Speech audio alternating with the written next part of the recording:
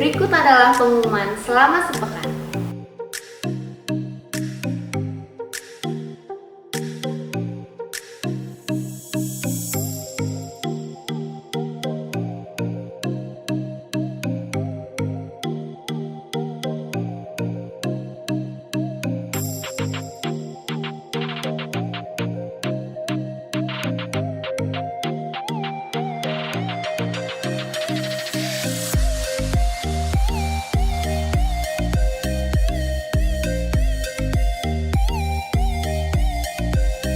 GBI Rayon 17 akan menyalurkan 500 paket sembako berupa 10 kg beras, 2 kg gula, 2 liter minyak, dan 10 bungkus mie instan kepada hamba-hamba Tuhan di desa dan jemaat-jemaat yang terkena dampak COVID-19.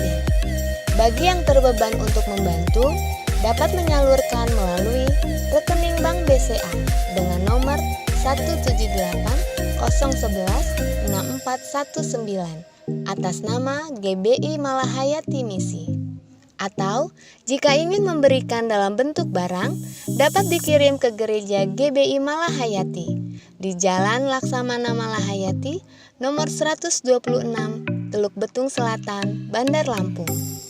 Kami ucapkan terima kasih kepada seluruh jemaat yang sudah mendukung gerakan ini.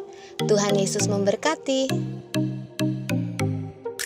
Bagi jemaat yang membutuhkan konseling, pelayanan atau dukungan doa, dapat menghubungi call center berikut ini. Dan khusus bagi jemaat yang membutuhkan dukungan doa, dapat mengisi formulir permohonan doa di mobile aplikasi GBI Rayon 17 Lampung atau melalui website gbirayon17.com. Berikut adalah cara untuk mengisi formulir permohonan doa melalui website. Buka browser Anda, kemudian ketik di kolom pencarian dengan gbirayon17.com. Kemudian scroll ke bagian bawah, lalu klik permohonan doa. Kemudian scroll ke bagian bawah dan isi nama, alamat, nomor telepon, dan email. Kemudian isi kolom permohonan doa yang ingin didoakan, lalu klik submit. Dan melalui mobile aplikasi adalah sebagai berikut. Masuk ke dalam mobile aplikasi GBI Rayon 17 Lampung.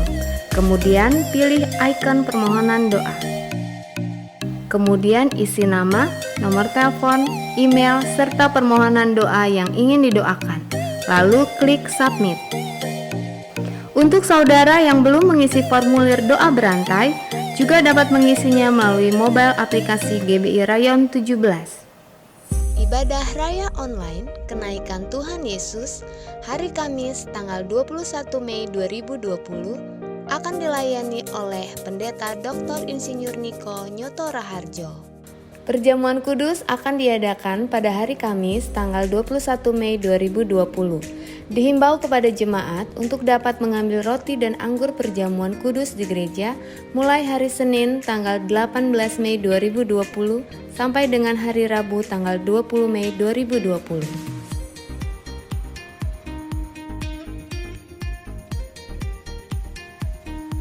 Diimbau kepada jemaat untuk dapat mensubscribe channel YouTube GBI Rayon 17 Lampung serta mengaktifkan lonceng notifikasi sehingga jemaat akan mendapatkan notifikasi apabila GBI Rayon 17 Lampung mengupload video terbaru.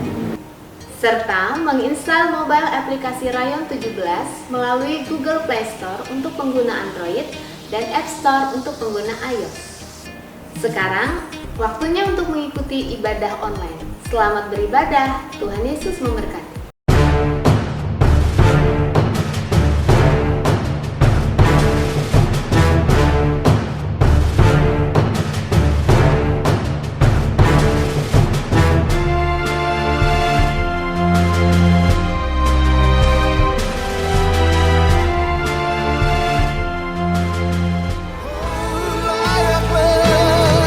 Layaklah Kau Tuhan, dipuji dan disembah.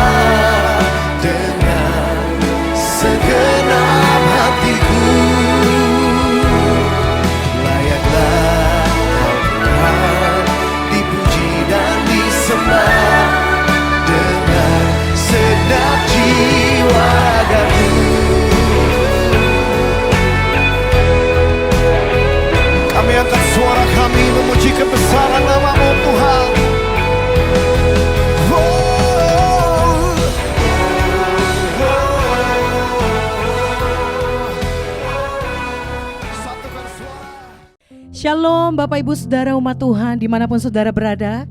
Puji Tuhan kembali hari ini kita beribadah bersama dengan GBI Rayon 17. Mari hari ini saya mengajak kita semua untuk datang kepada Tuhan. Arahkan hatimu hanya kepada Tuhan. Arahkan seluruh pikiranmu hanya kepada Dia. Mari datang kepada Tuhan dan berdoa. Bapa, kami mengucap syukur untuk hari ini.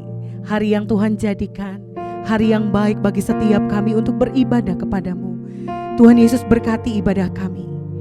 Engkau yang hadir di setiap tempat-tempat kami. Engkau yang memberkati ibadah kami hari ini. Di dalam nama Yesus kami mengucap syukur dan berdoa.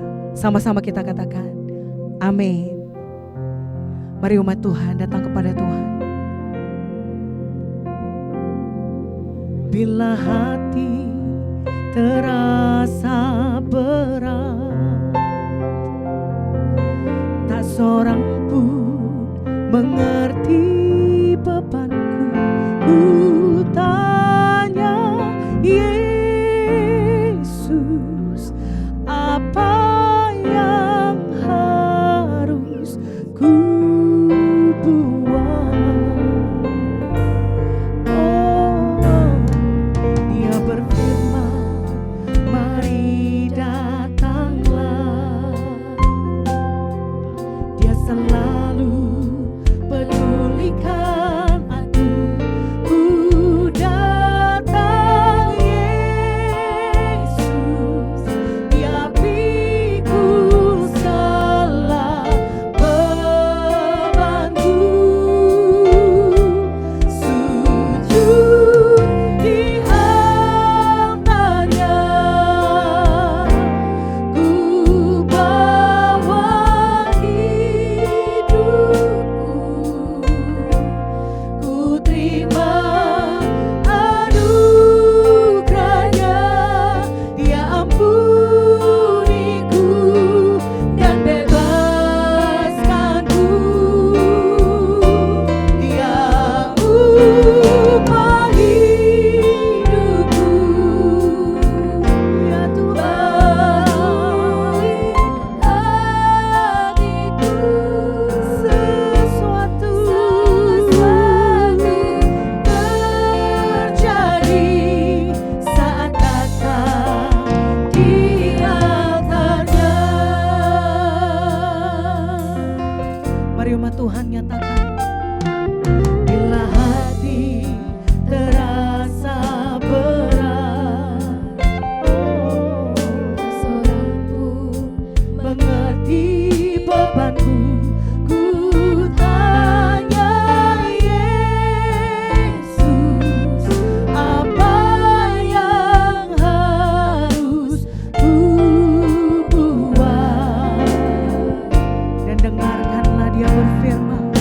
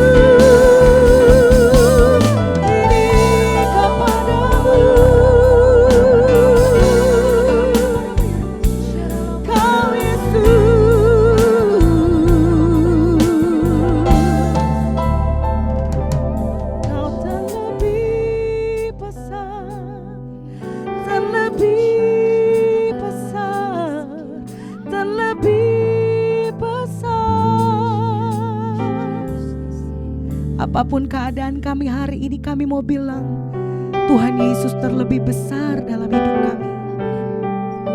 Keadaan kami hari ini gak akan membuat kami menjauh dari Engkau Tuhan. Kami mau nyatakan Engkau yang terbesar dalam hidup kami. Mari umat Tuhan angkat kedua tangan. Oh Yesus, Yesus, Yesus terlebih besar. Yesus terlebih besar di dalamku, di dalamku.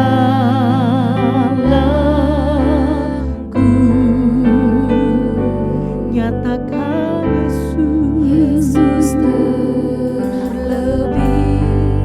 besar. Dia terlebih besar dalam hidup. Yesus terlebih, ya Tuhan Yesus, di dalamku selama-lamanya. Yesus, Yesus terlebih besar. Yesus terlebih besar di dalamku, di dalamku.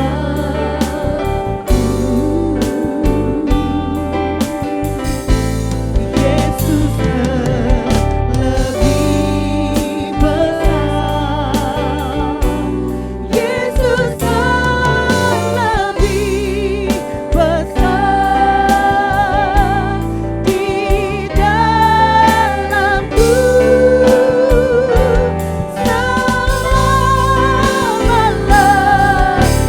selama-lamanya.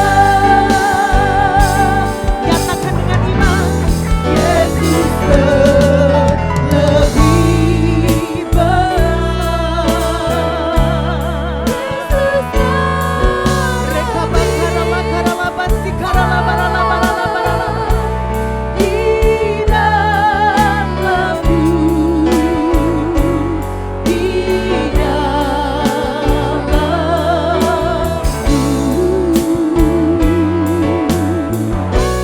Yesus terlebih besar.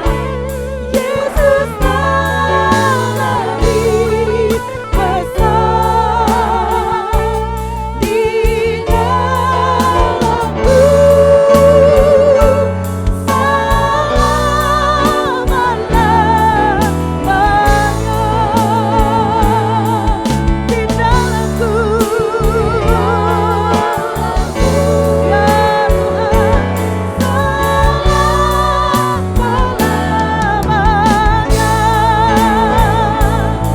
Di dalam kami,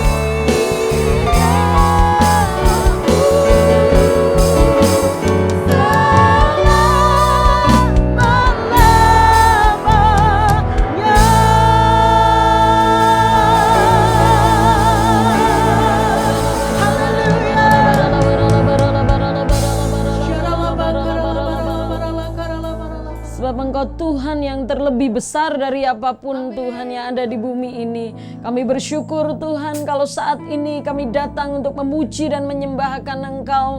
Dalam kehidupan umat-Mu juga Tuhan, mereka di rumah-rumah mereka mencari akan Engkau. Mereka memuji menyembahkan Engkau, dan kami percaya seperti firman-Mu berkata, mari kepadaku yang letih lesu dan berbeban berat, maka aku akan berikan kelegaan kepadamu. Kami berdoa di dalam nama Yesus, biarlah hari ini Tuhan, saat umat-Mu datang mencari wajah-Mu, saat umat-Mu memuji dan menyembahkan Engkau, mereka mengalami perjumpaan dengan Engkau, dan kehidupan mereka dibaharui hari ini, diberikan kekuatan Tuhan.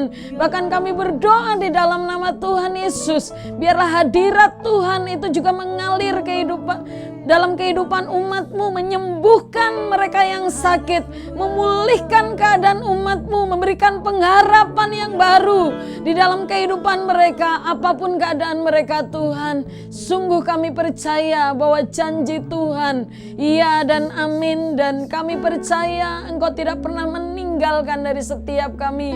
Kami bersyukur Tuhan hari ini, biar ada sesuatu yang baru yang Kau berikan, kekuatan, harapan, kasih, sukacita, damai sejahtera Allah itu turun di dalam kehidupan umat-Mu di dalam nama Yesus. Berkati umat-Mu hari ini Tuhan dengan berkat yang baru, seperti yang Kau janjikan, rahmat-Mu itu selalu baru setiap pagi. Kami bersyukur Tuhan, kami juga memberkati kota dan bangsa kami. Kami memberkati damai sejahtera Allah biar turun memenuhi kota dan bangsa kami. Jehovah Shalom biar turun atas kota dan bangsa kami di dalam nama Yesus. Biar kami bisa melalui Tuhan pandemik ini Tuhan, wabah ini Tuhan, karena Engkau Allah yang terus beserta dengan kami. Engkau Allah Immanuel yang menyertai kehidupan kami yang ada di kota dan negeri ini. Berkati Tuhan Bapak Presiden kami, berikan hikmat-Mu untuk menangani permasalahan-permasalahan oleh karena wabah yang terjadi hari-hari ini. Kami bersyukur ya Tuhan, kami percaya Engkau juga mengurapi Tuhan hamba-Mu yang akan menyampaikan apa yang menjadi isi hati Tuhan. Biar firman-Mu Tuhan saat ini yang akan memberikan kekuatan bagi umat-Mu. Firman-Mu ya dan amin. Dan kami percaya Tuhan, di dalam firman Tuhan Engkau berbicara saat ini di dalam nama Tuhan Yesus. Kami bersyukur, kami menyerahkan ibadah online ini Tuhan. Kami memberkati umat-Mu di mana saja mereka berada. Saat mereka mencari akan Engkau, kami percaya mereka akan menemukan Engkau di dalam nama Tuhan Yesus. Terima kasih Bapa, kami bersyukur hanya di dalam nama Tuhan Yesus kami berdoa. Amin. Amin. Haleluya. Tuhan kita Allah yang baik, Dia Allah yang turut bekerja dalam segala sesuatu untuk mendatangkan kebaikan bagi saudara dan bagi saya. Yang percaya katakan amin. Haleluya.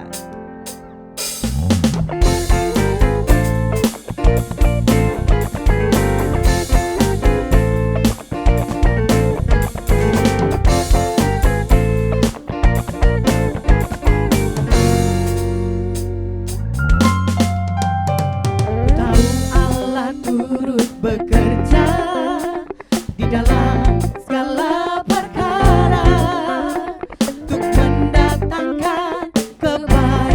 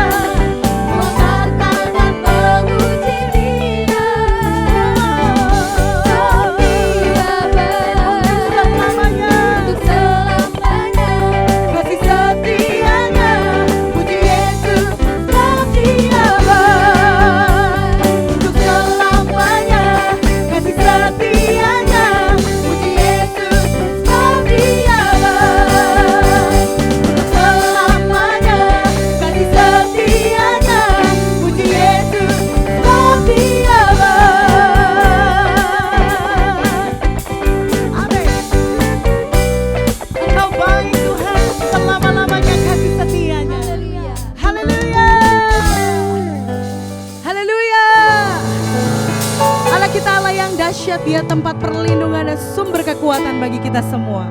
Amin.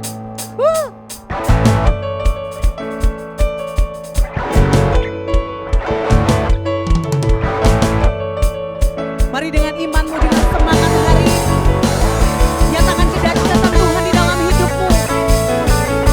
Haleluya.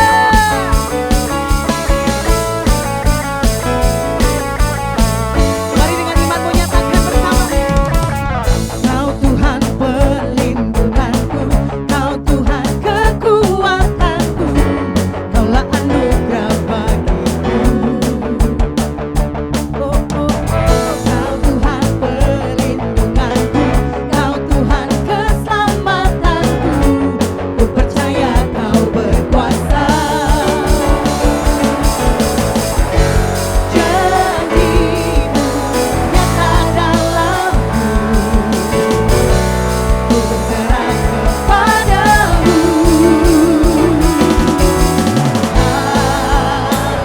Haleluya. Bersamamu besar, dahsyat-dahsyat dalam hidupku. Haleluya. Ku bersorak Yesus dahsyat, ku bersorak Yesus Kau Raja mulia.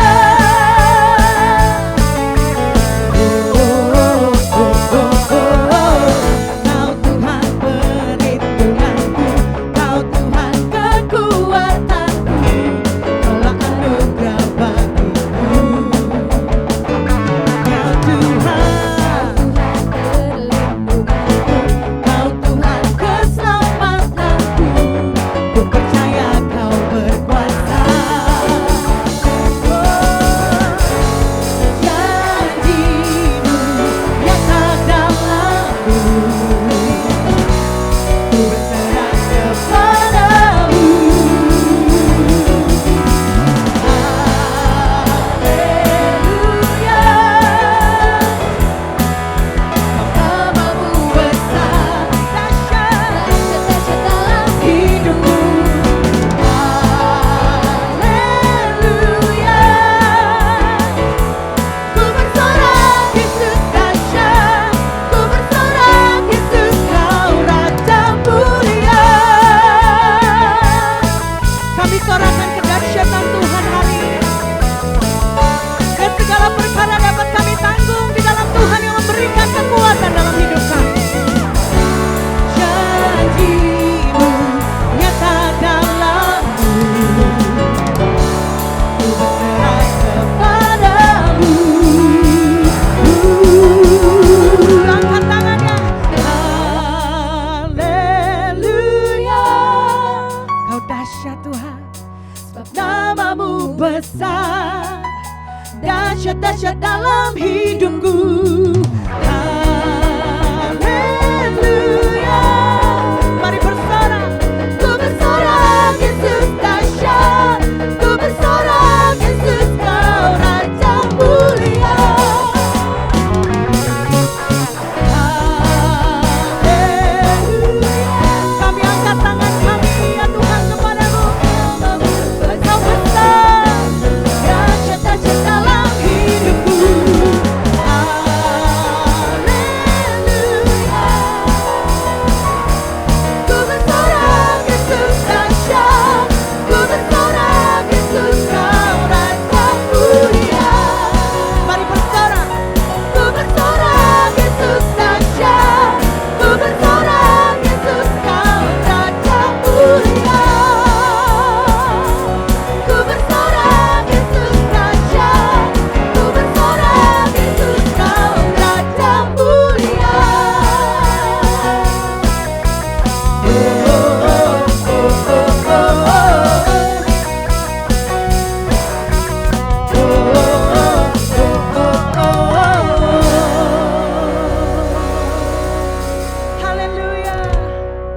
Engkau dahsyat dalam hidup kami ya Tuhan. Selama kami menyembah-Mu, kami percaya kami akan melihat perbuatan tangan-Mu yang ajaib dalam hidup kami. Terima kasih Tuhan. Terima kasih Tuhan Yesus. Kami bersyukur. Selamat Selama ku menyembahmu, ku percaya bahwa mujizat masih terjadi. Selama kau besertaku, ku melihat ada mujizat setiap hari. Selama ku menyembahmu, ku percaya bahwa mujizat masih terjadi. Selama kau besertaku, ku melihat ada mujizat setiap hari. Nyatakan dengan segenap hatimu. Selama ku menyembahmu, ku percaya bahwa mujizat masih terjadi. Selama kau besertaku, ku melihat ada mujizat setiap hari. Ada mujizat setiap hari. Ada mujizat setiap hari.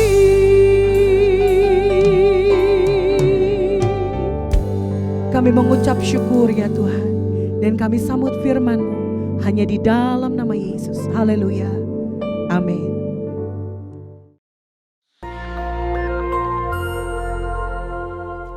Shalom. Pada kesempatan ini kita akan membahas nabi dan nubuatan dalam gereja zaman now. Banyak orang bertanya, apakah masih ada nabi di zaman sekarang? Dan apakah Tuhan masih berbicara kepada manusia sampai sekarang? Jika iya, berarti Alkitab masih harus ditambah dengan nubuatan para nabi zaman sekarang. Karena Alkitab perkataan Tuhan. Apakah benar begitu? Mengapa insan Pentakosta mengklaim bahwa manusia masih dapat mendengar suara Tuhan sampai sekarang? Bahkan mendorong orang percaya untuk mengusahakan agar dapat memiliki karunia bernubuat. Apakah ini Alkitabiah? Mari kita melihat apa yang Alkitab katakan mengenai hal ini. Di dalam Perjanjian Lama, Tuhan mengangkat para nabi sebagai saluran untuk menyampaikan pesan-pesannya kepada umat Allah. Mendengar apa yang disampaikan para nabi sama artinya dengan mendengar perkataan Allah sendiri. Bahkan nubuat para nabi memiliki otoritas untuk dicatat dan menjadi bagian dari Alkitab. Sementara itu, dalam Perjanjian Baru, Tuhan menunjuk para rasul sebagai saluran untuk menyampaikan pesan Tuhan. Dan seperti nabi-nabi dalam Perjanjian Lama, apa yang mereka sampaikan memiliki otoritas untuk dicatat dan menjadi bagian dari Alkitab. Rasul Petrus menulis, supaya kamu mengingat akan perkataan yang dahulu telah diucapkan oleh nabi-nabi kudus, dan mengingat akan perintah Tuhan dan juru selamat yang telah disampaikan oleh rasul-rasul kepadamu. Dari sini kita dapat menarik kesimpulan, para rasul dalam gereja mula-mula setara dengan para nabi dalam Perjanjian Lama. Apa yang mereka sampaikan melalui inspirasi Roh Kudus memiliki otoritas sebagai firman Tuhan. Namun, selain para rasul, Alkitab Perjanjian Baru mencatat bahwa di dalam gereja juga ada orang-orang yang memiliki karunia sebagai nabi. Di dalam 1 Korintus 12 ayat yang ke-28, Paulus menulis, ada orang-orang yang Tuhan tetapkan. Pertama, sebagai rasul. Kedua, sebagai nabi. Ketiga, sebagai pengajar. Dan selanjutnya, mereka yang mendapat karunia, mujizat, menyembuhkan, melayani, memimpin, dan untuk berkata-kata dalam bahasa roh. Mengapa Rasul Paulus menulis ada yang pertama, kedua, dan yang ketiga? Karena dalam pemikiran Paulus ada karunia yang lebih tinggi manfaatnya daripada yang lain. Dalam ayat 31, Paulus menulis, jadi usahakanlah untuk memperoleh karunia-karunia yang paling utama. Karunia manakah yang paling utama? Dalam pasal 14 ayat yang kelima, Paulus menulis, sebab orang yang bernubuat lebih berharga daripada orang yang berkata-kata dengan bahasa roh. Bukan berarti berbahasa roh tidak berharga. Karena Paulus sendiri berkata, aku mengucap syukur kepada Allah bahwa aku berkata-kata dengan bahasa roh lebih daripada kamu semua. Tetapi dalam hal membangun kepentingan jemaat, bernubuat lebih bermanfaat. Jadi, rasul adalah yang paling utama, karena para rasul lah yang menanam dan membangun gereja. Mereka yang meletakkan dasar pengajaran, dan perkataan mereka memiliki otoritas sebagai firman Tuhan. Setelah itu baru nabi, pengajar, dan karunia-karunia lainnya. Karunia bernubuat yang dimiliki para nabi dalam gereja zaman now tidak memiliki otoritas yang setara dengan para rasul. Hal ini terlihat ketika dengan tegas Paulus berkata bahwa para nabi harus tunduk kepada dia sebagai rasul yang memiliki otoritas menyampaikan perintah Tuhan. Jika ditarik dalam konteks zaman sekarang, para rasul murid-murid Yesus sudah tidak ada. Tetapi sekarang kita memiliki Alkitab yang sudah lengkap lewat tulisan para rasul. Oleh karena itu, nubuatan dari para nabi zaman now harus tunduk kepada otoritas Alkitab. Paulus berpesan kepada jemaat di Tesalonika untuk menguji nubuat-nubuat dari para nabi dalam gereja. Janganlah padamkan roh dan janganlah anggap rendah nubuat-nubuat.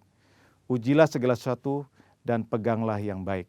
Kata menguji atau menanggapi memiliki pengertian seperti orang yang memilah-milah, membedakan atau menilai. Standar apa yang digunakan?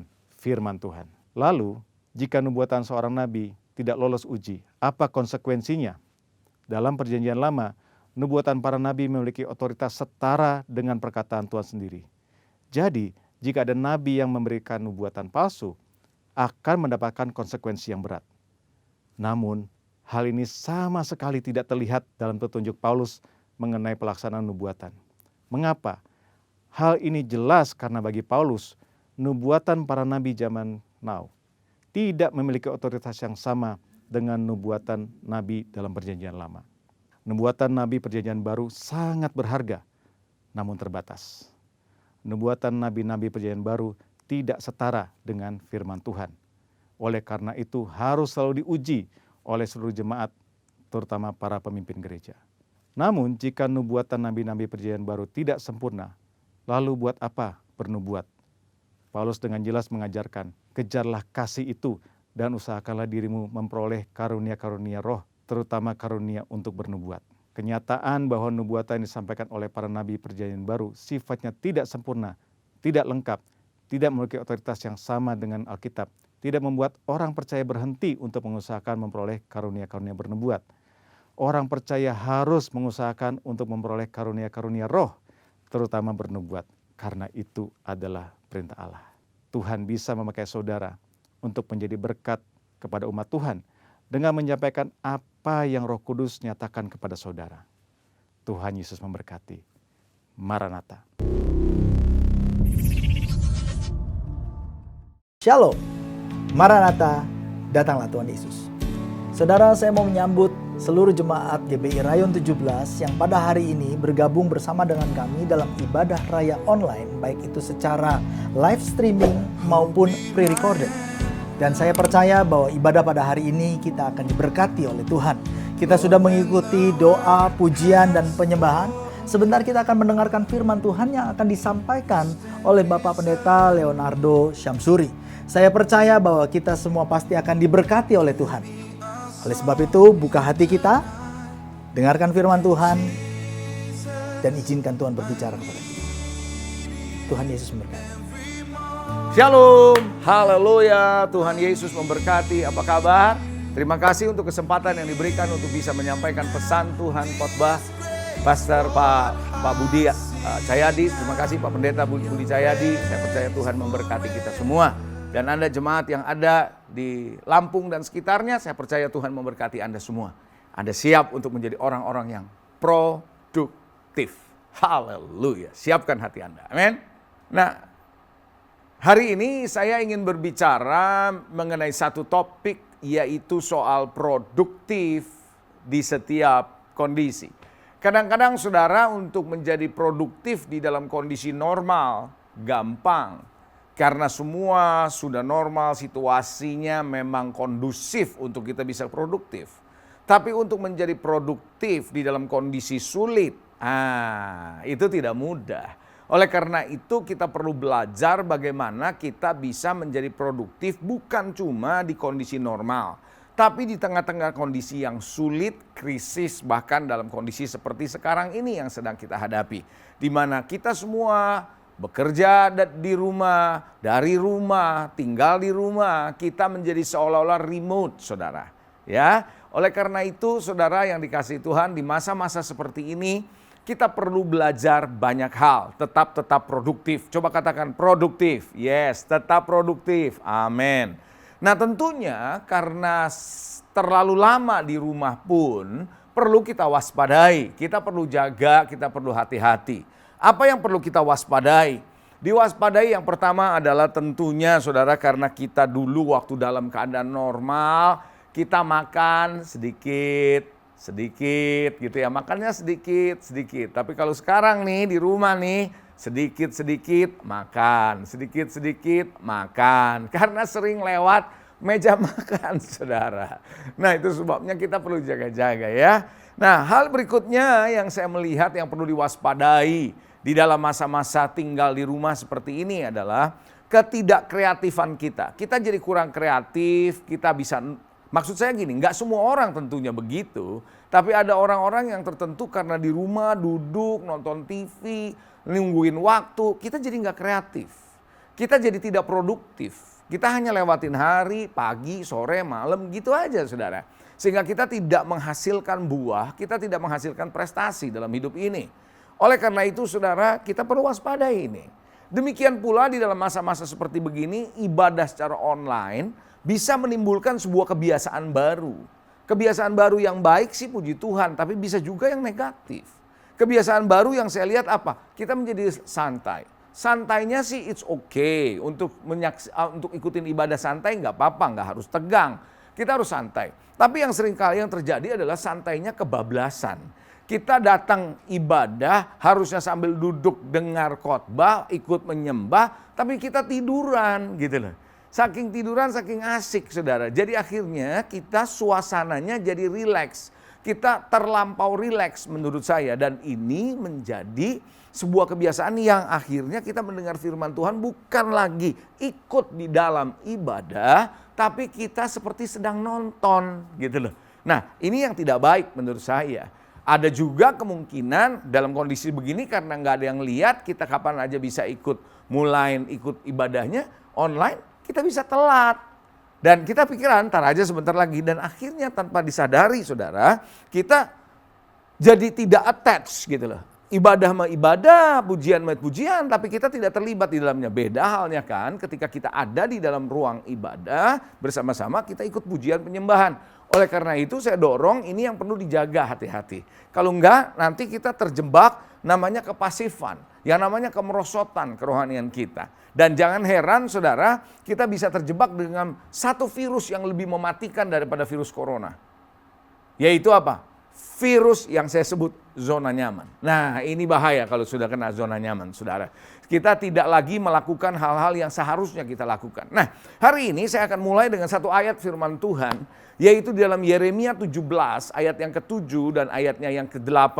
Bagaimana saudara dan saya bisa tetap produktif di dalam setiap kondisi yang ada. Firman Tuhan bilang begini, diberkatilah orang yang mengandalkan Tuhan dan yang menaruh harapannya pada Tuhan. Diberkati orang yang mengandalkan Tuhan, yang menaruh harapannya pada Tuhan. Lalu ayat 8 dikatakan, ia akan seperti pohon, perhatikan baik-baik kata ini, ia akan seperti pohon yang ditanam di tepi air, yang merambatkan akar-akarnya ke tepi batang air, dan yang tidak mengalami datangnya panas terik, yang daunnya tetap hijau, dan tidak khawatir dalam tahun kering, dan tidak berhenti menghasilkan buah. Tahun boleh kering, tapi tidak khawatir, dan tetap menghasilkan buah. Ini yang saya maksud, kita bisa produktif di setiap kondisi.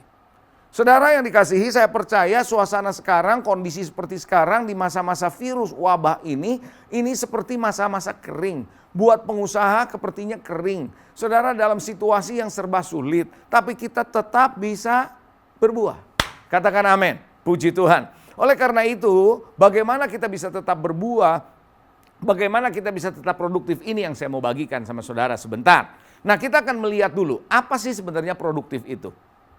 Produktif artinya Anda membuahkan hasil, karya, dan prestasi.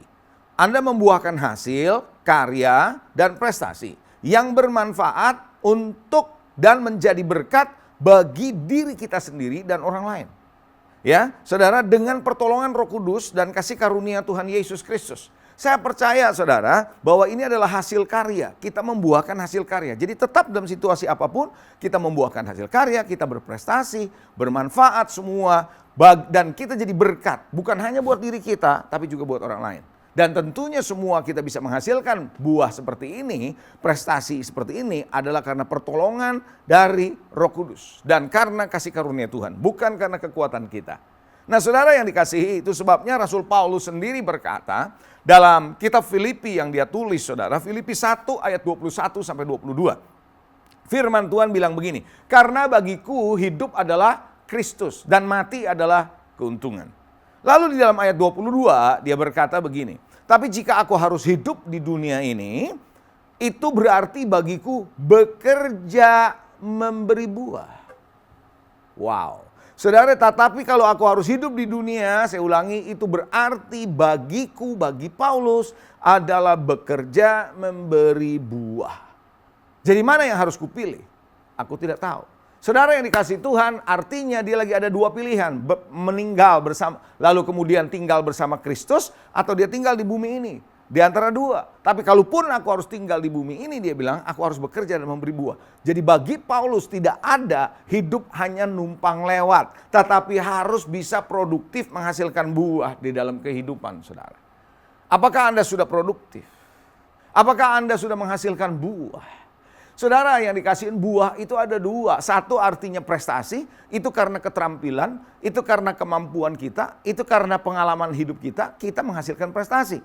Tapi ada lagi satu buah yang namanya buah kehidupan. Nah ini berasal dari Roh Kudus yang Tuhan berikan pada kita. Itu adalah hasil dari school of life.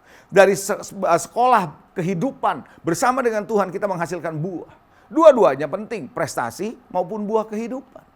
Nah saudara, ada dua jenis produktivitas. Nah sebelum saya ngomong tentang dua jenis produktivitas ini, saya perlu memberitahu sama saudara. Ukuran seorang karyawan di sebuah perusahaan itu bukan cuma kecerdasan. No. Bukan cuma kecerdasan. Bukan cuma pengalaman. Tapi produktif atau tidak. Saya pernah membaca sebuah buku yang berkata bahwa selama ini kita percaya bahwa human resources atau SDM, sumber daya manusia, itu adalah aset perusahaan. Pernah dengar istilah itu? Yes. Tapi di buku itu bilang, no, bahwa sumber daya manusia belum menjadi aset. Kecuali si sumber daya manusia itu sudah melakukan dua hal, yaitu dia produktif, dia berkontribusi untuk perusahaannya, dan yang kedua, dia ditempatkan di posisi yang tepat, fungsi yang tepat, baru dia menjadi aset. Saudara yang dikasihi, demikian juga saudara dan saya. Kita tidak bisa cuma berkata bahwa kita faithful. Kalau dalam bahasa Inggrisnya faithful, setia. Kita tidak bisa cuma sekedar faithful atau setia. Tapi kita harus fruitful, berbuah. Coba katakan faithful. Coba katakan sekali lagi faithful. Yes, katakan sekali lagi fruitful. Ya, saudara, kita tidak cukup dengan faithful yang namanya setia ke gereja, tapi tidak berbuah. Kita perlu berbuah. Minimal berbuah kehidupan kita, buahnya manis. Karena dari buahnya lah kamu mengerti dan mengetahui pohon itu. Halo, ada amin saudara? Nah, produktif itu ada dua jenis saudara, produktivitas. Satu produktivitas yang bersifat kelihatan. Emang kita bisa lihat, ada hasil kerjanya, nyata, hasil kerja nyata, kelihatan saudara. Dia produktif. Misalnya dia membuat laporan, misalnya dia melayani, kelihatan, hasilnya kelihatan. Itu kelihatan, dalam bahasa Inggrisnya tangible, kelihatan. Tapi ada juga produktivitas yang tidak kelihatan, yang namanya intangible. Tapi sebenarnya dia sedang melakukan sesuatu yang nggak kelihatan oleh manusia, tapi itu produktif sebenarnya. Serius, saudara. Nah, ini yang kita akan belajar, saudara. Kenapa? Salah satu yang Anda perlu ketahui adalah misalnya doa. Doa itu nggak kelihatan. Tapi jangan anggap enteng, saudara, ketika Anda berdoa dengan sungguh-sungguh, yang tidak kelihatan ini, Anda sedang masuk ke dalam alam spiritual bersama dengan Tuhan, imanmu bekerja, dan itu akan membuahkan sebuah hasil yang nggak pernah disangka-sangka. Bisa katakan amin, saudara? Nah, Bapak Ibu Saudara yang dikasihi, ada satu ayat dalam Pengkhotbah pasal yang ke-10, ayat yang ke-10. Pengkhotbah 10, ayat 10 berkata begini, jika besi menjadi tumpul, besi jadi tumpul dan gak diasah, maka orang harus memperbesar tenaga. Tetapi yang terpenting untuk berhasil adalah hikmat. Saudara, Anda pernah pakai gergaji gak? Ya. Kalau Anda pakai gergaji ya, kalau gergaji itu mata gergajinya tumpul, apa yang Anda harus lakukan? Anda harus pakai tenaga lebih gede. Iya kan? Saya pernah pakai gergaji, saudara, untuk menggergaji triplex. Tapi mata gergajinya nggak tajam. Apa yang terjadi? Tumpul. Saya harus ke tenaga. Udah gitu, akhirnya di pinggirannya waktu saya habis selesai menggergaji, kasar. Banyak yang pecah. Kenapa? Karena nggak tajam. Jadi Alkitab bilang dalam Pengkhotbah 10 ayat 10, produktivitas kita bisa akan mendapat hasil lebih banyak kalau kita mengasah besinya. Mata gergajinya kita asah, itu akan lebih mempermudah kita. Dan itu membuat kita lebih produktif. Sadarkah Anda, ketika Anda berdiam diri seperti di rumah sekarang ini, kita berdiam diri mencari wajah Tuhan, kita menanti-nantikan Tuhan, sebenarnya kita sedang menyerap kekuatan dari Tuhan, menerima pesan Tuhan, kita diposisikan ulang oleh Tuhan, itu membuat kita lebih produktif. Yang nggak kelihatan sebenarnya. Nah, saudara, di dalam Yesaya 30, ayat 15 dan 16, ada firman Tuhan bilang begini. Sebab beginilah firman Tuhan Allah yang Maha Kudus, Allah Israel, dengan bertobat dan tinggal diam, kamu akan diselamatkan. Dalam tinggal tenang dan percaya terletak kekuatanmu. Tetapi kamu enggan. Tuhan bilang sebenarnya dengan tinggal tenang, percaya sama Tuhan, di situ kekuatanmu ada. Kamu akan lebih mudah untuk melakukan sesuatu, bisa lebih produktif. Tapi katanya kamu enggan. Nggak mau itu. Padahal di masa sekarang ini penting, saudara. Nggak mau katanya. Apa? Kamu berkata, bukan. Kami mau naik kuda. Ayat 16-nya tuh ya. Kami mau naik kuda, lari cepat. Maka kamu akan lari dan lenyap. Katamu pula, kami mau mengendarai kuda tangkas. Para pengejarmu lebih tangkas lagi. Kita pikir kita fight, kita mau berjuang untuk hidup ini pakai kekuatan kita. No. Ada orang yang lebih hebat dari kita. Ada yang lebih tangkas dari kita. Jadi kadang-kadang saudara justru di momen seperti ini, Tuhan sedang mau melatih saudara untuk produktif. Tapi bukan produktif yang seperti kita pikirkan. Hanya kerja saja. Yang kita lihat hanya yang kelihatan saja. No, yang tidak kelihatan di dalam ini perlu dibangun, perlu diasah. Haleluya. Amin. Ya, itu sebabnya Bapak Ibu kenapa Tuhan ciptakan manusia di hari yang ke-6. Karena hari 1 sampai hari ke-5 Tuhan sudah sediakan semua. Manusia nggak usah pusing. Hari ke-6 Tuhan ciptakan, dan di hari yang ke-7 adalah hari Sabat. Satu hari setelah manusia diciptakan, dia tidak bekerja, tapi dia bergaul dengan Tuhan. Dia mendownload, dia waktu itu adalah Sabat bersama dengan Tuhan. Bergaul, komunikasi dengan Tuhan, karena Tuhan menanamkan banyak hal dalam hidupnya. Baru kemudian kita kerja. Itu baru kita membuat kita lebih efektif dan lebih produktif dalam hidup. Mau jadi orang produktif? Yes. Salah satu yang saya mau bahas di sini adalah bagaimana produktivitas yang tidak kelihatan ini kita bangun. Katakan amin. Nah, sekarang saya akan masuk bagaimana agar saudara dan saya bisa tetap produktif di hari-hari seperti sekarang ini. Anda siap? Bagaimana caranya? Yang pertama, mengandalkan Tuhan. Tadi ayatnya jelas, berbahagialah mereka yang mengandalkan Tuhan. Betul? Menaruh harapannya pada Tuhan. Saudara, diberkati katanya. Mengandalkan Tuhan, bukan mengandalkan kekuatan sendiri, bukan mengandalkan kekuatan di dunia ini. Pernahkah saudara membaca di ayat Yesaya 31, ayat 1 sampai 3, di sana dikatakan bahwa celakalah orang-orang yang pergi minta pertolongan, yang mengandalkan kuda-kuda. Yesaya 31 ayat 1, celakalah orang yang pergi ke Mesir, minta pertolongan, yang mengandalkan kuda-kuda, yang percaya pada keretanya yang begitu banyak. Jadi kita berpikir bahwa dunia inilah sumber kekuatan kita andalkan dunia. Ternyata dengan COVID-19, dengan COVID-19 memperlihatkan dunia tidak bisa diharapkan. Dunia nggak bisa diandalkan. Manusia hidupnya rapuh. Kenapa? Karena kuda-kuda Mesir itu bukan Allah katanya di dalam ayat 1-3 itu. Kalau Anda baca di ayat 3 Yesaya 31. Kuda-kuda Mesir itu bukan Allah. Orang Mesir bukan Allah. Kuda Mesir itu bukan lemah, nggak berkuasa. Oleh karena itu Bapak Ibu Saudara, kita tidak bisa mengandalkan dunia ini. Di sini kita belajar sampai di mana pengandalan kita kepada Tuhan. Andalan kita sama Tuhan justru diuji di masa sekarang ini. Ishak waktu ngalamin kelaparan, pada awalnya dia mau pergi ke Mesir. Kenapa? Karena dia lihat ayahnya. Kelaparan yang dialamin Ishak adalah kelaparan bukan yang pertama. Waktu zaman ayahnya Abraham ngalamin kelaparan, Abraham pergi ke Mesir, pulang jadi kaya. So dia pikir bahwa Mesir lah yang menjadi jawabannya. Nah ketika dia mau pergi ke Mesir, Tuhan bilang, no, bukan Mesir jawaban, aku jawabanmu. Andalkan aku, bukan Mesir. Dan ketika Ishak taat mengandalkan Tuhan di masa kekeringan, di masa kesulitan, masa kelaparan, Tuhan berkati dia. Itu ada di dalam Kejadian 26, Anda bisa baca saudara. Sadarkah saudara, Daud pun mengandalkan Tuhan. Ketika dia sebagai prajurit, tentara, pahlawan, waktu berperang, melawan orang Filistin, dan dia ditangkap di Gat.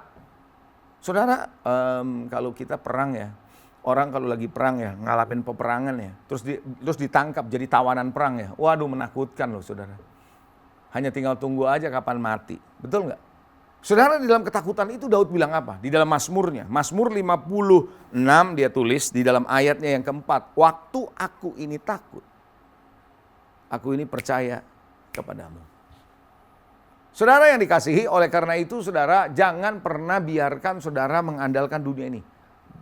Mengandalkan Tuhan. Coba katakan andalkan Tuhan. Amin, puji Tuhan. Yang kedua, yang perlu Anda perhatikan adalah menaruh harapan kepada Tuhan. Diberkatilah orang yang menaruh harapan pada Tuhan. Artinya apa? Tuhanlah menjadi andalan saudara dan harapan saudara. Berarti Anda percaya hanya kepada Tuhan. Harapan saudara walaupun kelihatannya sekeliling saudara, sekitar saudara keadaan ini kayaknya aduh gimana ya, tetaplah menaruh harapan sama Tuhan. Suatu ketika di dalam Kejadian 15, di dalam Kejadian 15 ayat 1 sampai 4, di sana dikatakan ketika kemudian datanglah firman Tuhan kepada Abram dalam suatu penglihatan. Abram sudah lemah, badannya sudah lemah, janji Tuhan kok kayaknya gak kunjung datang. Jangan takut Abram, aku perisaimu, upahmu sangat besar. Abram menjawab, ya Tuhan Allah, apa yang akan kau berikan kepadaku? Karena aku akan meninggal dengan tidak punya anak, dan yang mewarisi rumahku ialah Eliezer orang Damsyik itu. Dia lagi menunjuk ada orang Damsyik yang namanya Eliezer. Saya yakin cuman Tuhan tidak bicara aja di sini. Saya yakin mungkin Tuhan berkata, kalau dia mau bicara, kamu jangan bicara orang Damsyik. Karena ada orang Damsyik yang nanti aku akan munculkan. Anda tahu orang yang lagi menuju ke Damsyik yang dimunculkan oleh Tuhan menjadi rasul yang dahsyat, Rasul Paulus. Saudara, dia lagi mengusulkan Eliezer. Tuhan bilang, no, bukan itu. Saudara, dia lagi menaruh harapan, kayaknya udah putus harap. Hari ini jangan pernah putus harap. Tetap berharap kepada Tuhan. Lagi Abraham ayat 3 berkata, engkau tidak memberikan kepadaku keturunan sehingga seorang hambaku nanti menjadi ahli warismu. Tapi datanglah firman Tuhan kepadanya, demikian orang ini tidak akan menjadi ahli warismu, melainkan anak kandungmu dialah yang menjadi ahli warismu. Saudara, Tuhan yang tahu bagaimana membuka kandungan seseorang walaupun sudah tidak mungkin ada. Tetapi saudara, Abraham berpikir bahwa dia mencoba memberi jawaban, membantu Tuhan, dalam tanda kutip, menolong Tuhan. Mungkin Tuhan lupa kali ya, maka bahwa aku gak punya anak, udah tua gitu kira-kira. Tuhan gak lupa, Tuhan tahu apa yang dia mau lakukan. Tetap berharap kepada Tuhan. Bisa katakan amin? Yes. Ikutin saya ya. Ketika Anda ikutin nanti sampai yang ketiga ini, nanti Anda akan melihat. Kenapa saya katakan yang ketiga ini juga penting. Menanti-nantikan Tuhan. Yesaya 40 ayat 29 sampai 31, saudara. Firman Tuhan jelas mengatakan di sini, dia memberi kekuatan kepada yang lelah. Menambah semangat kepada yang tiada berdaya. Orang muda boleh menjadi lelah, lesu, teruna, jatuh, tersandung. Tapi orang yang menanti-nantikan Tuhan mendapat kekuatan baru. Wow. Saudara, di saat-saat seperti ini Anda perlu mendapat kekuatan baru. Nantikan Tuhan. Nantikan Tuhan itu bukan diem, pasif. No. Tapi Anda datang kepada dia, intim dengan Tuhan. Cari Tuhan. Justru saat Anda menantikan Tuhan, Tuhan akan banyak bicara. Kreativitas bisa muncul. Haleluya. Dan dia bilang mereka seumpama Raja Wali yang naik terbang dengan kekuatan sayapnya. Mereka berlari dan tidak menjadi lesu. Mereka berjalan dan tidak menjadi lelah. Jangan pernah anggap enteng berdiam diri di mata Tuhan. Menanti-nantikan Tuhan itu penting. Bisa katakan amin. Nah, kalau 3 hal tadi yang saya sebutkan Anda lakukan, saudara. Di mana Anda mengandalkan Tuhan, menaruh harap sama Tuhan, menanti-nantikan Tuhan. Maka Anda akan seperti pohon yang diposisikan di tepi aliran air. Ayatnya kan begitu tadi Yeremia 17. Maka Anda dan saya diposisikan oleh Tuhan di dalam ekonomi Allah. Sadarkah Anda, di dalam ekonomi yang seperti sekarang ini, saudara, di dalam ekonomi dunia yang serba morat-marit, Anda nggak bisa andalkan. Tetapi saudara yang dikasihi Tuhan, di saat ekonomi krisis dunia ini, baru kita bisa lihat ekonomi Allah berjalan dengan dahsyat. Kita baru bisa lihat. Selama ekonomi dunia kelihatannya baik-baik saja. Oh ya, kita jalanin marketing ini, kita kerjain ini, kita kerjain berhasil. Sehingga kita nggak pernah lihat bahwa ada ekonomi Allah sebenarnya. Nah, saat dunia nggak bisa diharapkan, baru Anda bisa lihat ekonomi Allah. Nah, Allah, Anda dan saya akan diposisikan ulang oleh Tuhan ketika kita melakukan 3 hal tadi. Anda diposisikan, saya diposisikan di ekonomi Allah, di mana kita tidak pernah ngalamin kekeringan. Kita tetap produktif. Kasih karunia Tuhan ada, favor atau perkenanan Tuhan ada. Itu sebabnya Isa ketika menggali sumur, ketika dia di Gerar di Kejadian 26 tadi saya katakan, sumurnya berbuah-buah. Halo, amin. Ya, dia diberkati Tuhan. Kenapa? Ada grace, kasih karunia Tuhan. Ada perkenanan Tuhan, ada favor of God. Ketika kita belajar menanti-nantikan Tuhan, dengar dia, saya percaya Tuhan memberkati kita. Katakan amin.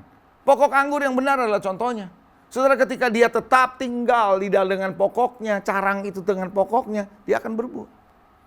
Gak pernah saudara carang-carang pohon anggur ini bikin ikut seminar tentang bagaimana berbuah banyak. Gak ada. Gak perlu berkeringat. Dia hanya nempel. Dia jadi produktif. Jadi salah satu produktivitas kita ditentukan oleh hal yang tidak kelihatan tadi. 3 hal itu. Katakan amin. Haleluya. Puji Tuhan. Saudara, banyak orang Kristen lupa di masa-masa seperti ini. Kepengen coba ini. Saudara, apa yang Anda sudah gak bisa lakukan, jangan dilakukan. Kerjakan bagian yang Tuhan bisa kerjakan dalam hidup saudara. Serahkan itu kepada dia. Amin. Haleluya.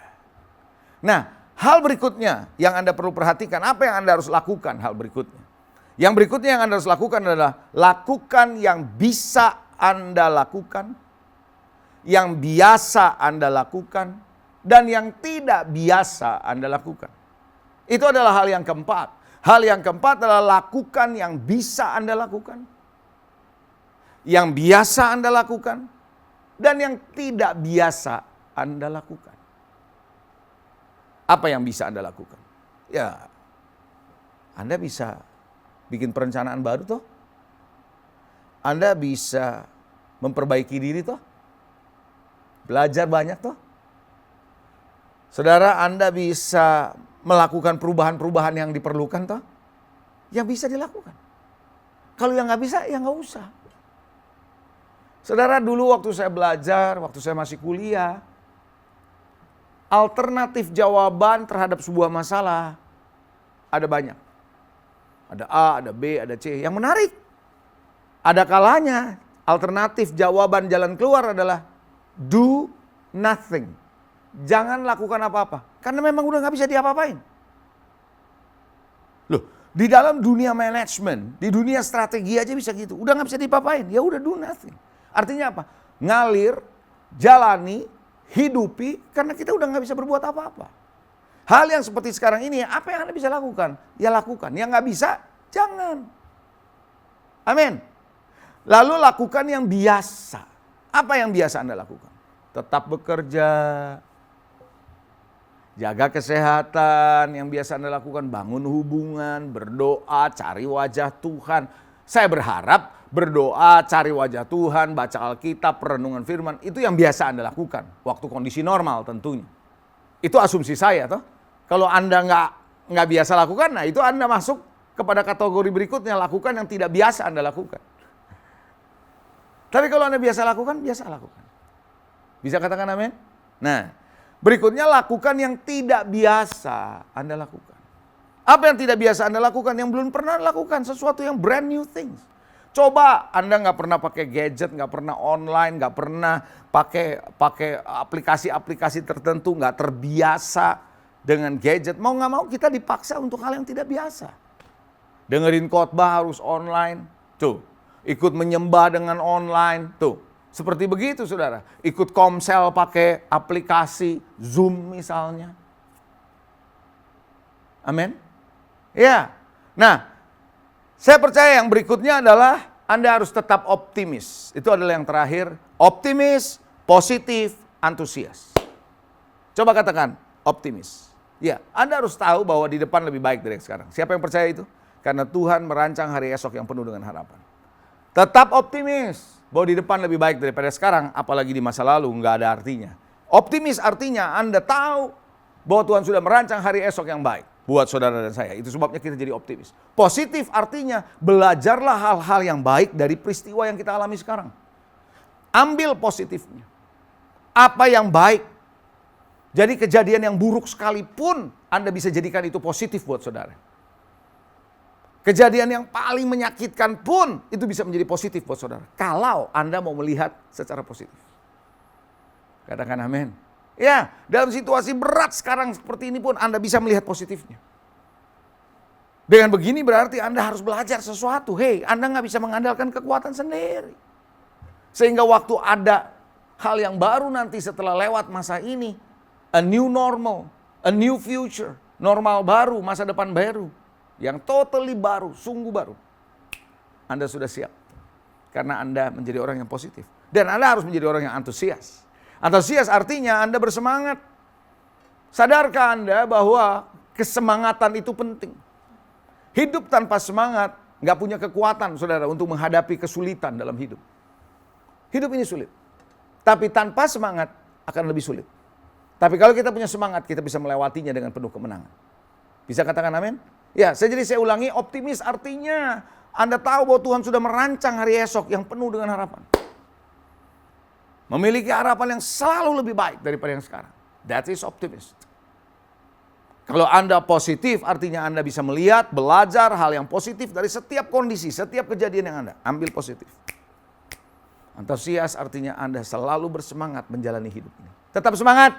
Haleluya. Puji Tuhan. Nah, Bapak Ibu Saudara, saya percaya, jangan pernah menyerah. Membuat Anda tetap semangat. Never ever give up. Karena itu, hari ini saya mau mengajak Anda, ayo jadi orang-orang yang tetap produktif. Nggak peduli kondisinya seperti apapun. Tetap produktif. Haleluya. God bless you all. Puji Tuhan. Tetap produktif? Yes. Mari kita berdoa. Tuhan, terima kasih kepada siapapun yang hari ini mendengar pesan firman-Mu. Biar firman ini Tuhan masuk ke dalam hati mereka. Membuat mereka mengerti dan sadar bahwa kondisi apapun tidak akan pernah mengubah kami. Tidak akan pernah mengubah Engkau. Kondisi apapun Tuhan, tetap Engkau adalah Tuhan yang dahsyat. Dan kami adalah umat-Mu yang berkemenangan. Oleh karena itu ajar kami Tuhan di masa-masa seperti ini sesuai dengan firman-Mu yang barusan disampaikan. Kami mau tetap produktif. Berkati umat-Mu dengan berkat yang berkelimpahan. Aku serahkan semua ini ke dalam tangan kuasa kasih-Mu. Di dalam nama Yesus kami serahkan jemaat-Mu ke dalam tangan-Mu. Beracara atas hidup mereka semua. in Jesus name. Dalam nama Yesus, yang percaya katakan, amin. Haleluya. Saudara, saya percaya bahwa kita semua sudah diberkati melalui firman Tuhan yang barusan disampaikan oleh Bapak Pendeta Leonardo Syamsuri. Dan sebentar kita akan masuk dalam persembahan, kita akan memberikan persembahan kita, membawa persembahan kita kepada Tuhan. Oleh sebab itu saya mengundang kita semua untuk bangkit berdiri bersama-sama dan kita mau berdoa, mengucapkan deklarasi untuk persembahan kita. Saudara bisa memberikan persembahan melalui transfer ke rekening bank dengan cara mengetiknya di dalam mobile banking saudara, atau saudara mungkin bisa dengan QRIS yang tampil di layar saudara saat ini, atau juga saudara bisa mempersiapkan persembahan saudara di dalam amplop, dan ketika nanti saudara lewat di gereja, saudara bisa mampir dan menaruh amplop itu di dalam box yang tersedia di dalam ruang pembicara di gereja. Mari kita ucapkan deklarasi persembahan kita ini bersama-sama. Tahun 2020 adalah tahun dimensi yang baru. Tahun 2020 adalah tahun taat dan percaya.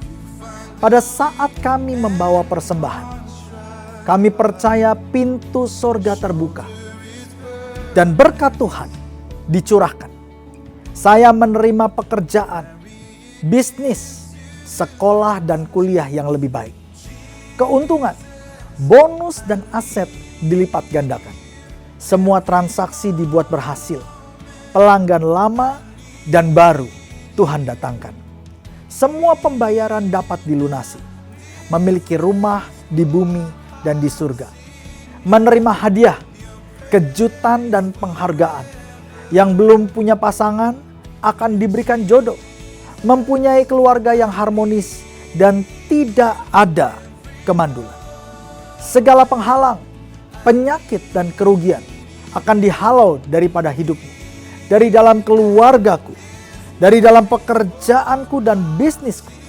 Dan ini adalah waktu untuk memberikan persembahan di dalam nama Tuhan Yesus Kristus. Haleluya.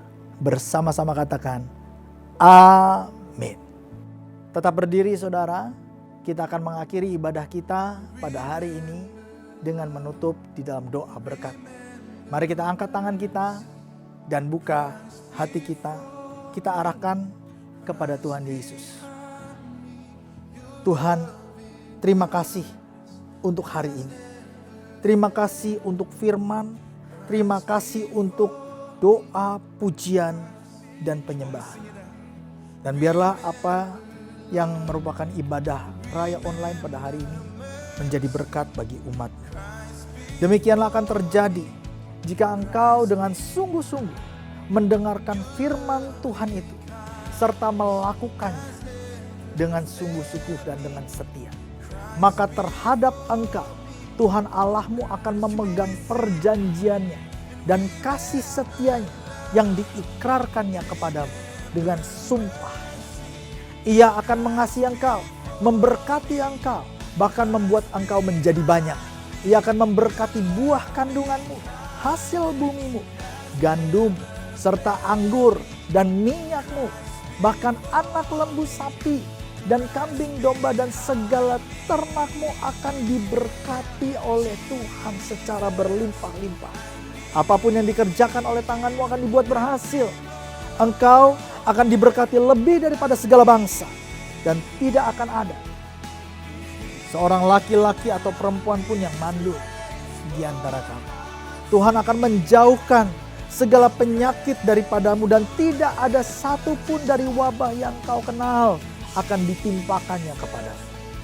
Terimalah berkat yang berlimpah-limpah dari Allah Bapa di surga, kasih karunia dalam anaknya yang tunggal Tuhan Yesus Kristus, serta persekutuan yang manis dalam Roh Kudus menyertai kita semua mulai hari ini, bahkan sampai Maranatha, datanglah Tuhan Yesus segera.